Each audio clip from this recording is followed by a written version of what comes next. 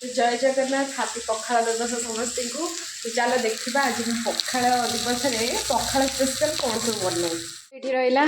छुंक पखाड़ दही पकईनी दही खाइला बेल को पकईकी खाइबू आ बाकी ये शाग मुग बड़ी पकईकी गोटे कर कौन कर देखा एठी रहा छुई आलू काटिकी थोड़ी आपको टे सोरिष दिखाई भजा हम माने सोरिष खाली फुटेबी बटा नुह आ बाकी एटा तो मेन आइटम आ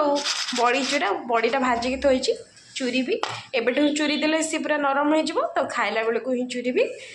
आठी रहा टमाटो बैगन टे सेका जेहतु पोड़ा पोड़ी खाइबुनी तो टमाटो बैगन टे सेका चकटिकी खाइब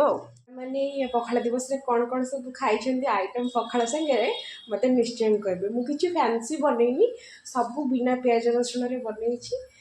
मैंने खाली बड़ी चूरा ही गले था कि पखाड़ दिवसटा ना तीन आइटम बनईदेली आपने कौन सब खाई निश्चय कहे।